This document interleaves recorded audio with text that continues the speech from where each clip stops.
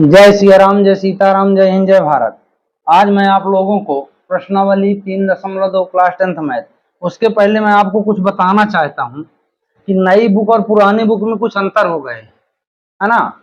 नई बुक और पुरानी बुक में अंतर ये है कि 1.1 जो 1.1 पुरानी बुक का था वो कट गया। अब 1.1 पूरी तरह से कट गया। जो पिछला वाला 1.2 था वो 1.1 बन गया। फिर 1.3 था, अब वो 1.2 हो गया। 1.4 पूरी तरह से कट गया। फिर 2.3 पूरा कट गया। अब 3.1 में अलग था 3.1 और 2। अब 3.1 और 3.2 को कंबाइंड करके 3.1 बना दिया है ना।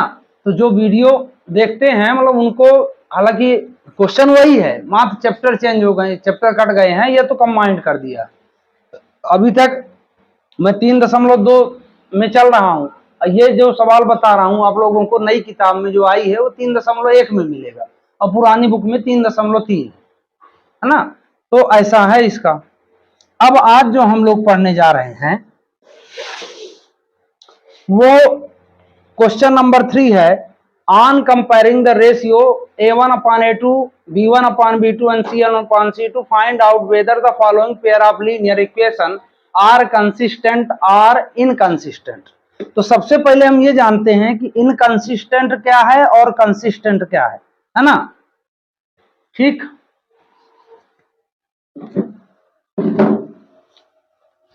इनकंसिस्टेंट, देखिए बात समझना है। मतलब इनकंसिस्टेंट ऐसा रैखिक समीकरण जिसका कोई हल ना हो, कोई हल ना हो। ठीक, तो कोई हल कब नहीं होता? जब a1/a2 बरा equal b1/b2 not equal c1/c2। No solution, English में क्या होता है? No solution. ठीक, इसी को अब दूसरी भाषा में बोला जाए तो हिंदी में बोलते हैं असंगत और इंग्लिश में बोले तो इनकंसिस्टेंट। इनकंसिस्टेंट, ठीक। अगर रैखिक समीकरण जिसका हल है, जिसका हल हो, कोई भी हल हो, तो दो हल होते हैं। अगर a1/a2 not equal b1/b2, Hindi में बोले तो अद्वितीय हल, इंग्लिश में बोले तो यूनिक सोल्यूशन।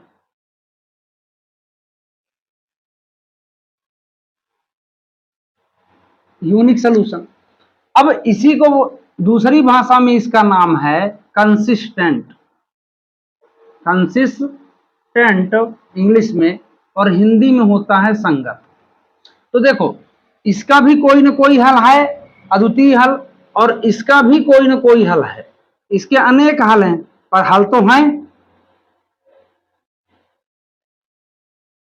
ठीक, तो ये भी संगत में ही आएगा। अगर ये कंडीशन आपको इक्वेशन में प्राप्त होती है रैखिक समीकरण में, तो भी संगत है। सिर्फ एक कंडीशन अगर प्राप्त हो तो इनकंसिस्टेंट है, असंगत है। समझ में आ रही बात? बस, तो हमको ये बताना है कि इसमें से कौन से संगत है और कौन से असंगत है ना। तो इसको ढंग से लिख लेना। अब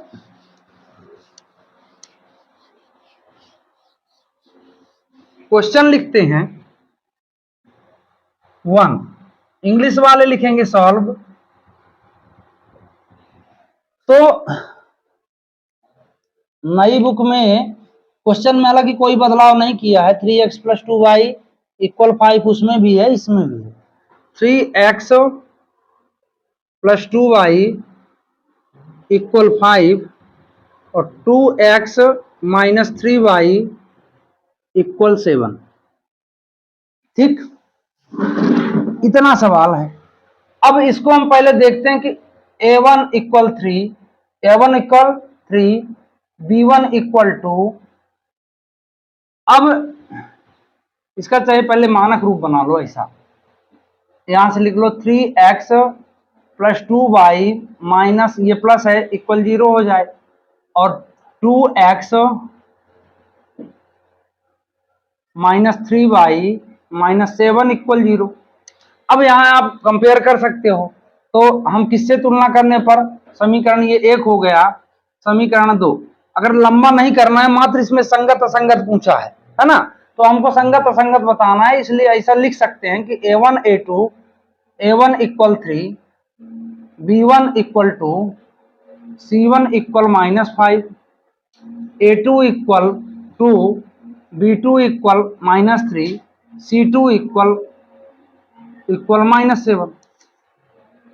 अब इनका देखते हैं कि A1 अपान A2 तो 3/2, B1 अपान B2 2/3, 2/-3, तो माइनस का लगाने का सबसे सफिशियंट जगह है, ये बीचों बीच लगा दो, ये सही रहेगा। और C1 अपान C2 इक्वल -5/-7, माइनस से माइनस कट गया। यहां सीधा सीधी बात है कि A1 अपान A2 क्या बराबर है B1 अपान B2 के, बराबर नहीं है, तो यहां लिख देंगे कि A1 upon A2 not equal B1 upon B2 के, अतः है रैखिक समीकरण के हल के युग्म, अतः रैखिक समीकरण के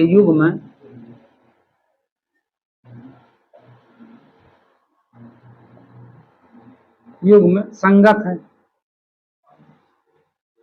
इंग्लिश वाले लिख देंगे so linear equation, pair of linear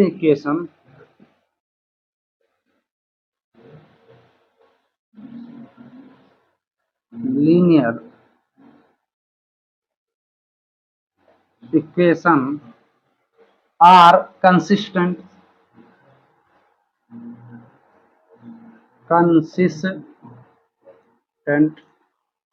ऐसा, ठीक है। दूसरा नंबर देखते हैं, समझ में आ रही बात ना, सिर्फ जो मैं पहले बताया हूं अगर उतना आपको ध्यान है तो आप सब कर लोगे। इसको आधा लिखे रहने दो, आधा निकाल, कुछ काम की चीजें हैं। अब दूसरा नंबर देखो, 2x minus 3y equal 8, 4x minus 6y equal 9। इसको भी बना लेते हैं, 2x minus 3y minus 8 equal 0, ये प्लस है तो इधर आएगा तो माइनस में हो जाएगा, 4x माइनस 6y, और ये भी प्लस में है तो ये समीकरण के जहां चिन्ह को बदला तो ये हो गया। अब देखो एक चीज और, मान लो ये समीकरण है, इधर प्लस है तो इधर माइनस होगा, अगर इधर माइनस है तो इधर प्लस होगा जाने पर, अगर गुणा है तो भाग में बल देगा, और भाग है तो गुणा में बल देगा। इतना आप ट्रांसफर जरूर याद रखना, ठीक है। अब यहां लिखते हैं कि A1 बराबर 2, B1 बराबर -3, C1 बराबर -8, A2 बराबर 4, B2 बराबर -6, C2 बराबर -9। अब यहां देखो A1 अपान A2 2/4, इसको काट सकते हैं, 1/2 आया, B1 अपान B2 इक्वल -3/-6, माइनस से माइनस कट गया, 1/2 आया, फिर C1 अपान C2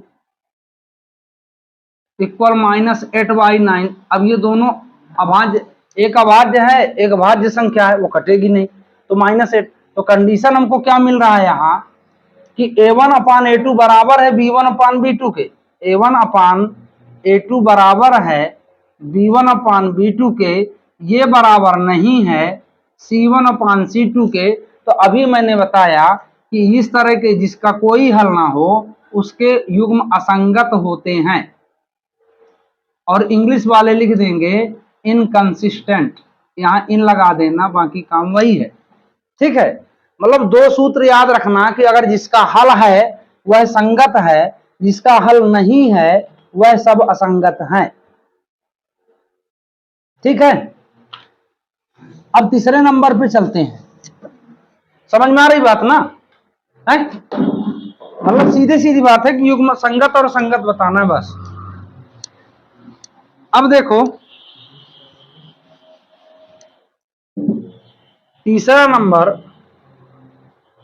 3/2x plus 5/3y equal 7, फिर 9x माइनस 10y इक्वल 14।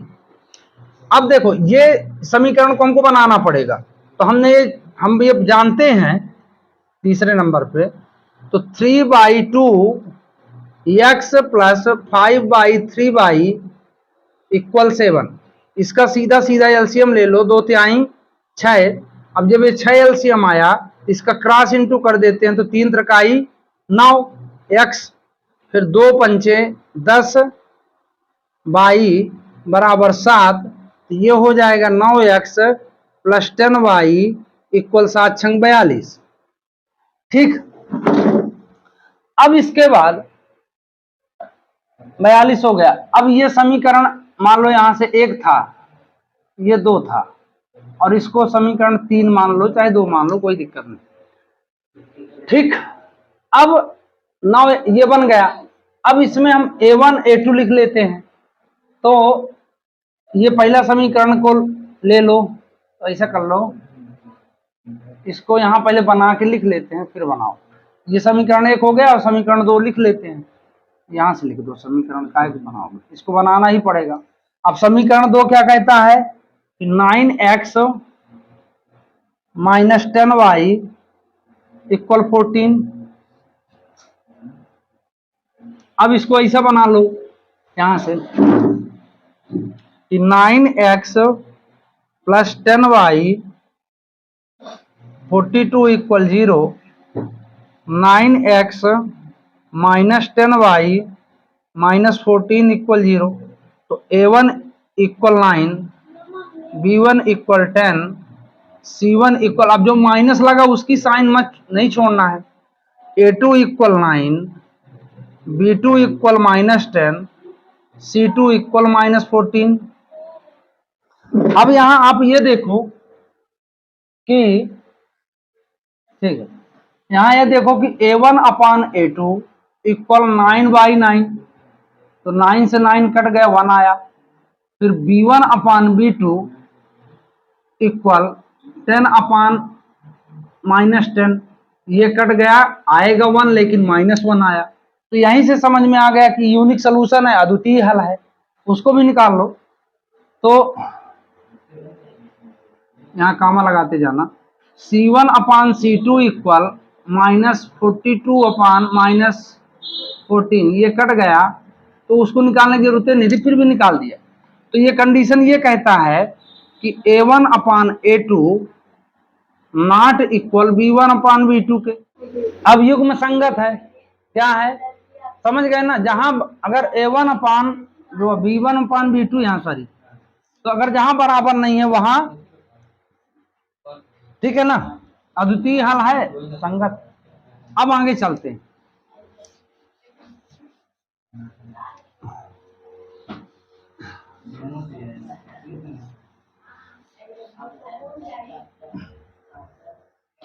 चौथा नंबर कहता है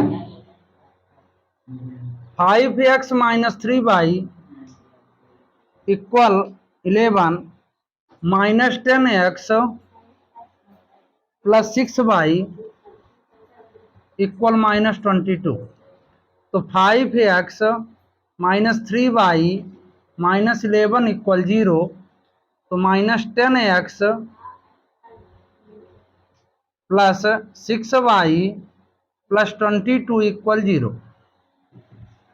ठीक है, देखो इसमें कुछ करना नहीं है, ये प्लस था, यहाँ माइनस हुआ, ये माइनस है तो प्लस हुआ, उल्टा कर देना है। यहाँ a1 बराबर क्या हुआ 5, a1 बराबर 5, b2 बराबर -3, c2 बराबर -11, a2 बराबर -10, b2 बराबर 6, C2 बराबर 22। अब कंपेयर कर लो A1/A2 5/10, 5 एक कम 5, 5 दूनी 10, -1/2 आया। फिर -3/6, 3 1 जा 3, 3 2 जा 6। देखो ये कंफ्यूजन नहीं होना चाहिए बच्चों में कि एक में नीचे माइनस है, एक में ऊपर माइनस है, इससे कोई मतलब नहीं है। वो संख्या पूरी गिनी जाएगी अंश बटे हर, ऐसा समझो। तो निगेटिव ही मानी जाएगी। क्या मानी जाएगी? निगेटिव। और मैंने बताया ना कि सबसे सही जगह है माइनस लगाने की, ये बटे के बिल्कुल सामने लगाओ, सबसे सफिशियंट जगह है माइनस लगाने की, भिन्न में, फ्रैक्शन में। 1/2 आया। C1/C2 -11/22 काट दो 1/2, मतलब सब में 1/2 है। तो यहाँ कौन सा कंडीशन लागू होता है? A1/A2 बराबर है B1/B2 के बराबर है C1/C2 के। तो इस निकाय के, इस समीकरण युग्म के अनेक हल होंगे, पर हल तो होंगे, इसलिए ये भी अतः इस रैखिक युग्म, इस रैखिक समीकरण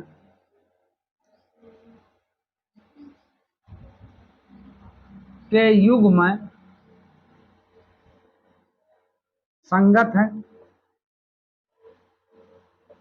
इंग्लिश में लिखोगे so this linear, this this pair of linear,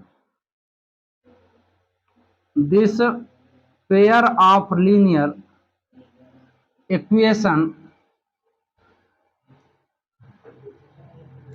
this pair of linear equation are consistent, ऐसा। अब लास्ट वाला क्वेश्चन देखते हैं।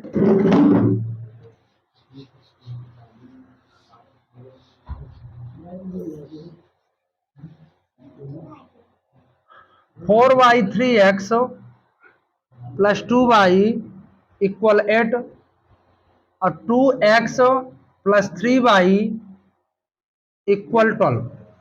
तो 4x मतलब, अब देखो पहले समीकरण 1 को बना लो, फिर नामकरण करते हैं। पहले ऐसा कर लो, ऐसा ये सवाल लिखे रहने दो।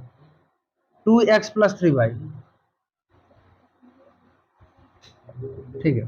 अब मैंने क्या बताया था बेसिक वीडियो में, आप लोगों को याद ना हो फिर से रिमाइंड किए देता हूं कि बटे की संख्या को हटाने के लिए बाकी बची संख्याओं में सीधा सीधा तुम गुणा कर दो, ठीक है। तो अब इसका गुणा अगर यहां से छोड़ के किया जाए तो 3 2 जा 6y, और इसको इधर ले आ लो, इकट्ठा सब काम हो जाए। तो 3 8 24 = 0, समीकरण 1। ये 2x + 3y -12 = 0, इक्वेशन सेकंड। यहाँ A1 = 4, B1 = 6, C1 = -24, A2 = 2, B2 = 3, C2 = -12। ऐसे भी समझ में आ रहा है कि इसमें क्या होने वाला है। A1/A2 4/2, 2 1 जा 2, 2 जा 4, मतलब 2 आया। B1/B2 6/3, 3 1 जा 3, 3 2 जा 6, इसमें भी 2 आया। C1/C2 -24/12, ये माइनस से माइनस कट गया, 2 आया। मतलब कि सब कुछ बराबर है। तो कंडीशन क्या बनी? A1/A2 = B1/B2 = C1/C2। तो इसका कुछ ना कुछ तो हल है, चाहे अनेक हल हों, है ना। अतः युग्म क्या है? संगत है। सो मतलब यही लिख देना है। फिर आप बात ध्यान रखना कि जिसका कोई हल ना हो उसको छोड़ के उसका असंगत होता है। मतलब कुल मिला के एक कंडीशन आप पढ़ लो, सीधी सीधी बात है कि A1/A2 = B1/B2 not equal C1/C2। आंखी मूंद की इसमें असंगत लिख देना, इनकंसिस्टेंट लिख देना। बाकी दोनों कंडीशन में संगत ही होगा, है ना, कंसिस्टेंट होगा।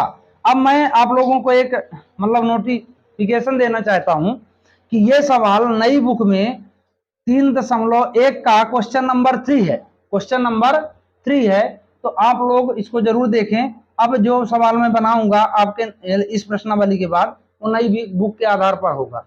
तो चैनल को लाइक सब्सक्राइब शेयर जरूर कीजिए। जय हिंद जय भारत।